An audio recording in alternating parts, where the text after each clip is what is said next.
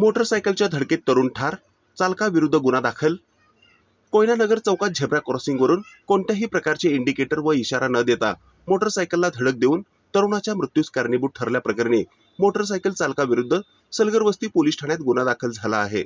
अभिषेक चंद्रकांत हेगळाडे, वय 22, राहणार सुतारअड्डा, पाटील नगर, सोलापूर, हा सुदर्शन काळे यांच्या सोबत 14 मे रोजी सकाळी 11:15 वाजण्याच्या सुमारास मोटरसायकल त्याचा क्रमांक MS13DR 2098 वरून जात होता.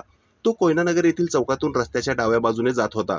दरम्यान समोरून जाणारा मोटरसायकल त्याचा क्रमांक MS13DN 4815 च्या चालकाने कोणत्याही प्रकारचे इंडिकेटर व इशारा न दिला नाही. अचानक मोटरसायकल उजव्या बाजूला वळवून अभिषेक हेगळाडे याला धडक दिली. या धडकेत अभिषेक हेगळाडे हा गंभीर जखमी होऊन मरण पावला, तर त्याच्या पाठीमागे बसलेला सुदर्शन काळे हा गंभीर जखमी झाला. या प्रकरणी रविराज रेवणसिद्ध राजमाने, राहणार सुतारअड्डा समोर, पाटील नगर, देगाव, तालुका उत्तर सोलापूर यांनी दिलेल्या फिर्यादीवरून अनिल भीमराव शेळके, राहणार कोयनानगर, देगाव रोड याच्या विरुद्ध गुन्हा दाखल झाला आहे. तपास पोलीस उपनिरीक्षक गोविंद पवार हे करीत आहेत.